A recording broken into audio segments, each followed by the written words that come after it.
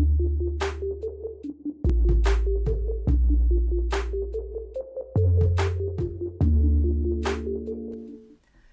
tout le monde! En ces derniers jours de l'année, avec la nouvelle année qui est à nos portes, c'était le sujet dans lequel j'avais tellement hâte de vous parler. Je l'avais à mon calendrier depuis que j'ai commencé le podcast.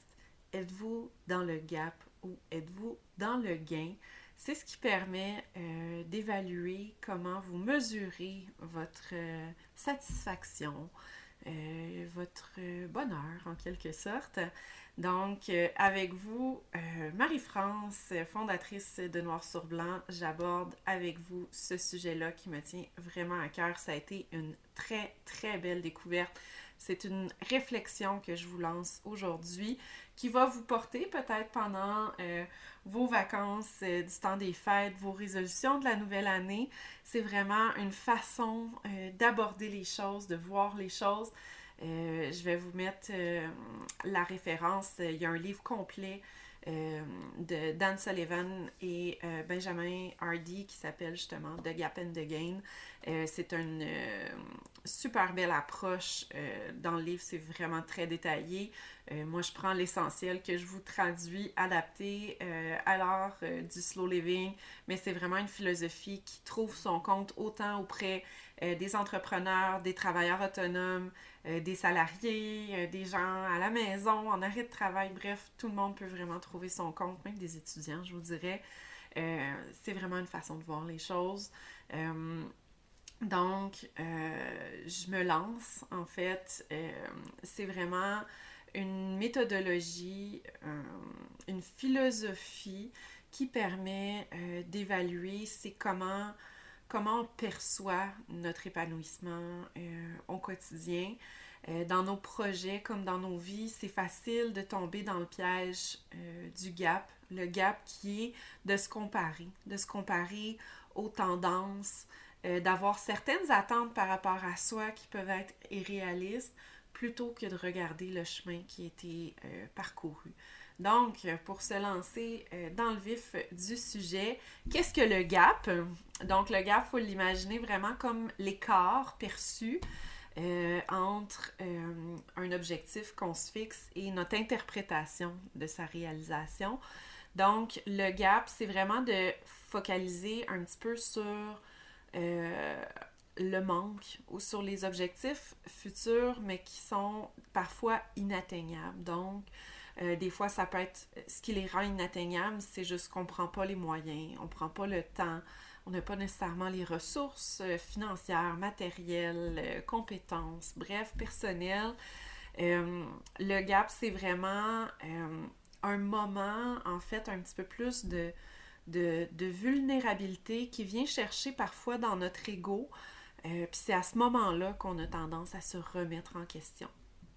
Donc, au niveau du design, par exemple, ça peut être le fait de vouloir constamment suivre les tendances, de vouloir créer un espace parfait, de vouloir, pour une designer, par exemple, que son projet soit retenu pour être diffusé dans un magazine. Fait que là, de réaliser le projet, de le faire pour son client, que le client soit satisfait, c'est plus suffisant. L'objectif devient que la parution de ce projet-là devienne, on va dire, virale ou prenne de l'ampleur finalement. Donc, quand on n'arrive pas à atteindre cet objectif-là, la satisfaction, on la sent moins, puis là, c'est facile de sentir des frustrations, puis vraiment une tension, en fait, qui finalement, on se la met nous-mêmes souvent.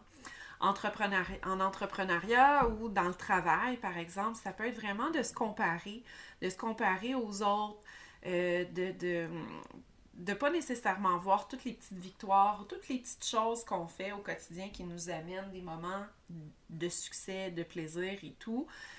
Ça peut être de se comparer avec un collègue de travail ou des fois on va regarder d'autres entreprises puis tu te dis ah ok, tu sais, ils en font tellement des affaires eux autres puis il me semble que moi de mon côté je fais rien. Ou je sais pas moi, au niveau artistique, ben tu sais, tel artiste a tellement de succès, puis ça a l'air de tellement fonctionner ses affaires, puis my God, que moi j'ai eu de la misère à aller vendre 2 œufs ce mois-ci. Bref, c'est vraiment facile de tomber dans le piège de la comparaison.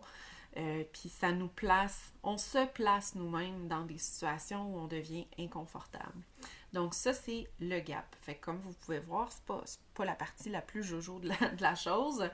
Le gain, donc lui, c'est vraiment de mesurer en fait le progrès par rapport à où on était hier, où on est aujourd'hui, puis où est-ce qu'on veut être demain. Fait que, tu sais, dans mon cas, exemple, tu sais, par rapport à Noir sur Blanc, il y a eu énormément d'évolution qui s'est fait depuis que j'ai lancé le tout en septembre 2022, ou même dans sa version bêta, où là, j'étais plus en design traditionnel, versus quand je regarde où est-ce que je suis rendue aujourd'hui.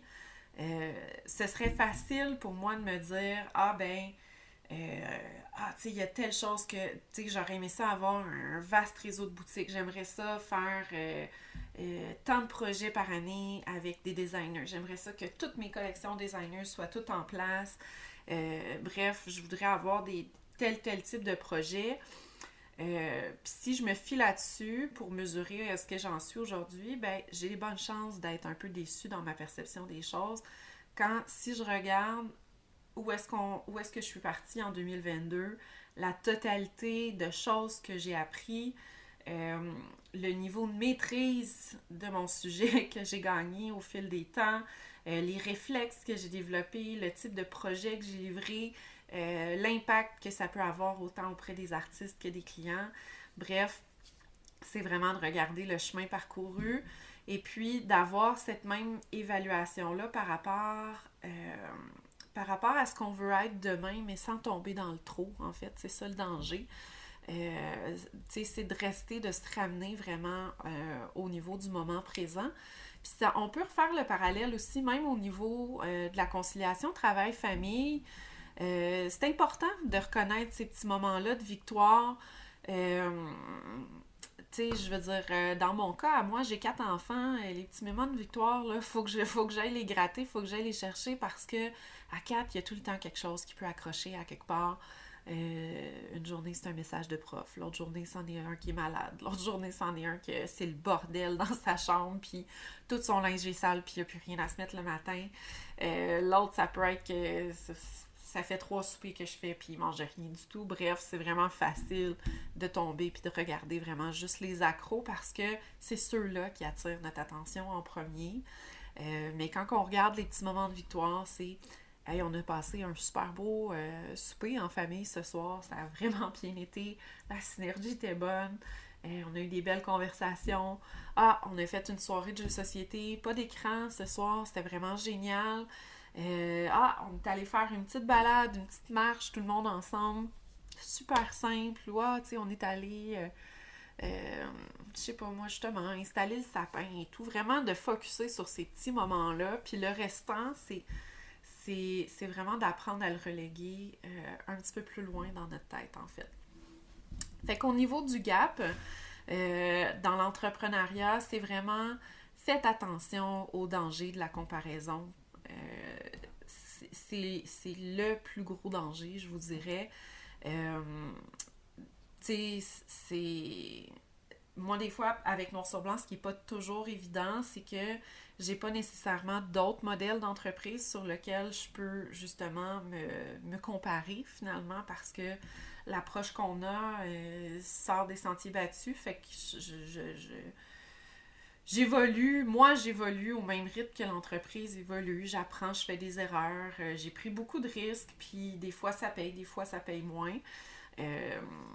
Mais c'est facile, ce serait facile de tomber dans la comparaison. Moi, je suis quelqu'un, par exemple, qui aime ça quand ça va très, très vite. Dans le temps où je travaillais plus en gestion et tout, de mes supérieurs, c'est ce que je me faisais souvent dire, que j'étais pas tout le temps très patiente ou, tu sais, faut laisser le temps à la roue de rouler. Moi, j'aime ça quand ça va vite. Fait que c'est facile pour moi de tomber dans le gap où... justement, par rapport aux objectifs que je me fixe, est-ce que je suis dedans ou je suis pas dedans? Des fois, c'est la façon dont je fixe mes objectifs qui est le problème et non pas mon niveau d'atteinte comme tel. Au niveau du design, de la rénovation, par rapport au gap, c'est vraiment de mettre l'accent, ça va être de mettre l'accent un petit peu plus justement sur valoriser le processus du projet et non pas nécessairement le résultat final parce que ça reste un espace intérieur, un espace de vie, ça demeure évolutif. Moi, je suis pas de celles qui pensent que ce qu'on voit dans les magazines, c'est nécessairement ça qui est la version réelle de la vie dans leur espace. On a accès à une certaine portion de l'information seulement, mais c'est sûr que quand c'est ça qu'on voit dans les magazines, quand c'est ça qu'on voit sur Internet et tout, c'est ce qu'on aspire à avoir. T'sais, moi, je pense beaucoup, je fais énormément de veille, je regarde beaucoup de magazines, j'épluche les médias sociaux pour voir justement ce qui se fait et tout, pour pouvoir, moi, m'ajuster au niveau de l'art aussi. Je fais juste penser, ce serait facile tellement comment je pourrais dire, ce serait tellement facile d'après ça vouloir comme tout changer dans son espace parce que les tendances vont vraiment vite. Cette évolution-là, elle est continue. Fait que si je me freine à atteindre vraiment juste le résultat final puis que tout soit, on va dire, parfait, ça a quand même une durée de vie qui est plus limitée parce que ça veut pas dire que ça nous ressemble et que ça ressemble à l'évolution qu'on va avoir en tant que personne dans notre vie non plus. Donc, quand on a, exemple, un client qui vraiment nous arrive avec plein d'inspiration, Pinterest, les canapés, les idées de ma maison, peu importe, puis c'est comme, bon, ben c'est ça que je veux.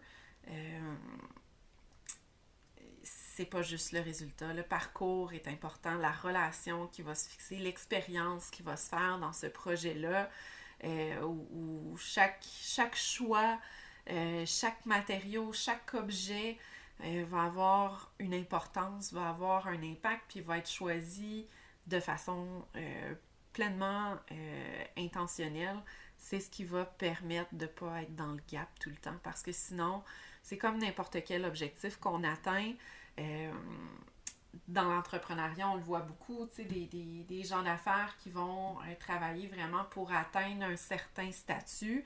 Et puis, la journée où ils finissent par y arriver à cet objectif-là final, tout se décompose en dessous. Là. Donc, la perception de soi prend un coup.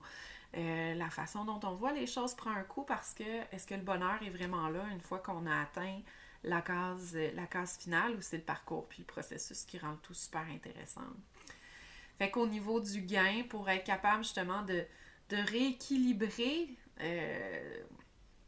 la perception de nos réussites, de nos succès et tout, ça peut être justement d'aller prendre le temps de reconnaître ces petits succès-là au quotidien. Puis tu sais, ça peut être super simple, là. Ça peut être, tu sais, de déléguer une tâche que normalement on aurait voulu garder, d'être capable de dire non à quelque chose puis de respecter ses limites, d'écouter son corps, d'écouter sa tête puis de se dire, bon, ben ok, regarde, je vais commencer un petit peu plus tard ce matin parce que de toute façon, présentement, je suis pas là, il n'y a rien de bon qui va sortir. Ça en est un succès parce que après ça, quand on va revenir, on va juste être plus efficace, on va juste être plus en conscience de ce qu'on fait, puis ce qui va en sortir va être juste meilleur. Fait que ça aussi, c'est toutes des petites victoires. C'est d'être capable de les voir, de les reconnaître. Certains, dans cette optique-là aussi, surtout si vous avez de la difficulté, des fois aussi, vous vous sentez un peu,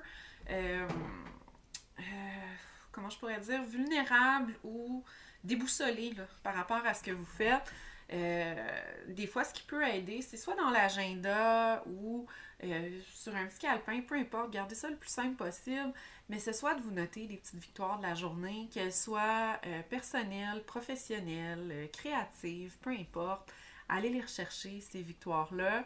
Nous, à la table, avec les enfants, on a pris l'habitude de mettre en place, on fait une tournée. Ça reste quand même très spontané, là, mais c'est ton plus beau moment de la journée aujourd'hui, c'était quoi? Donc, nous, ça n'a pas été tellement de le noter que d'être capable d'aller le chercher avec tous les membres de la famille, finalement. En design, je pense qu'il y a quand même une certaine éducation de soi ou de ses clients à avoir que un espace de vie, c'est normal que ce soit toujours en évolution, en transformation, puis c'est correct, où chaque objet qui va se rajouter va avoir sa propre signification, que on peut donner une base, mais c'est le fun que ce soit évolutif puis que ce soit pas trop statique où on se retrouve justement avec le même, on parle souvent d'intemporel, mais quand on se retrouve avec le même espace qui est fixe puis qu'il n'y a aucune évolution pendant 10 ans, à un moment donné, ça peut devenir ennuyant aussi. Puis nous, on évolue comme personne, c'est le fun quand nos espaces sont le reflet de ça aussi. Fait que le gain, c'est vraiment de regarder ces petits succès-là, ces petites victoires, ces petits moments de bonheur, puis tout ça, ça ramène un peu le positif en avant-plan. Donc, tu sais, le succès, c'est pas nécessairement de dire, ben, euh, tu sais, dans le code noir sur blanc, j'ai réussi à avoir des tableaux dans 10 boutiques ou avec 10 designers, mais c'est de dire, ben, tu sais, dans le dernier mois, on a 5 œuvres de nos artistes qui sont intégrées dans des nouveaux espaces de vie. Euh, de pouvoir transformer aussi la comparaison en inspiration, donc de trouver les idées à l'extérieur, ça c'est correct, mais de ne pas perdre de vue notre propre identité, puis vraiment de porter attention sur le chemin qui est parcouru vraiment entre les deux. Nous, on a des moments, tu sais, mon mari est entrepreneur aussi, lui, bon, son entreprise est rendue à un autre niveau, là, on s'entend, ça fait quand même beaucoup plus longtemps que moi, mais on a des moments aussi où on se permet d'être dans le gap. Donc, il y a des moments, là, où vraiment, c'est comme, on dirait, là, c'est comme une accumulation de situations là, qui nous rentrent un peu en dessous de la peau, puis que, bon, ça finit par être frustrant. Fait qu'on s'accorde des moments conscients où là, on dit, bon, là, OK, je suis dans le gap, là. J'ai telle chose qui fait pas mon affaire. Il est arrivé telle affaire. Telle chose, je suis vraiment tannée de ça. Ça m'énerve pour telle raison. Bref, là, on sort le méchant, mais ça, c'est correct, mais il faut que ça ait une durée qui est très, très limitée dans le temps. Puis il faut le sortir de notre tête, il faut le ventiler, puis il faut comme le laisser là. Faut repartir, faut le mettre aux poubelles, puis il faut repartir avec d'autres choses par après. Mais de faire ça de façon consciente, ça permet vraiment de se libérer, puis de passer à autre chose. Fait que je voulais vous le partager avec un peu la phase là, de résolution de nouvelle année et tout, parce que dans ce processus-là de se donner des résolutions de nouvelle année, c'est vraiment facile de tomber dans le gap. C'est bon, ben ok, qu'est-ce que j'ai pas? Qu'est-ce qui me manque? Qu'est-ce que j'aurais voulu faire cette année que là, j'ai pas eu le temps ou j'ai pas pris les moyens et tout. Fait que là, je vais me le donner l'année prochaine. Bon, tu sais, si c'est de dire, ah ben, tu sais, je veux m'entraîner 5 fois par semaine, puis vous partez d'une fois à l'heure actuelle, ben, c'est peut-être un gros objectif, tu sais. De dire, ah ben, j'aimerais ça trouver une façon de pouvoir mieux intégrer l'activité physique dans ma vie, ben, ça veut dire qu'après, si vous avez une journée, vous en rajoutez une deuxième, ben, ça en est un succès. Ça en est un succès, puis c'est palpable, c'est concret, c'est facile à aller chercher.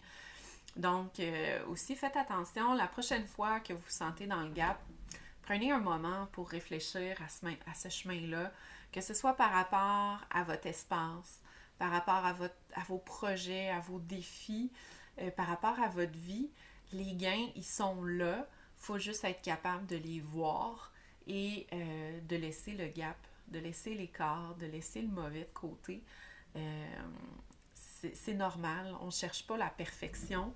Ce qui fait la richesse, c'est vraiment le processus qui est parcouru, c'est ce qui fait qui vous êtes maintenant.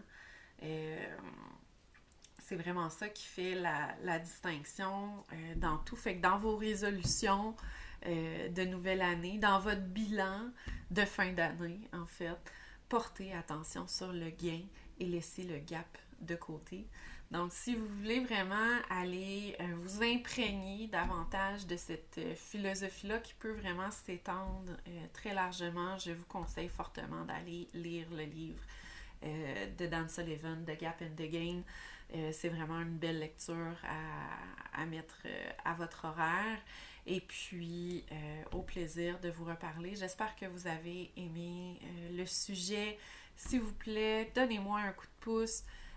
Donnez-moi votre feedback. Si vous aimez le sujet, mettez-moi un thumbs up, partagez le podcast, faites-le vivre avec moi. Moi, j'adore ça, porter ces réflexions-là avec vous ici et là dans le temps. Je veux pouvoir continuer à le faire puis de pouvoir le partager avec vous et d'autres, bien entendu. Alors sur ce, je vous souhaite une bonne fin d'année et un bon début d'année. On se revoit pour la prochaine saison pour 2025. À bientôt!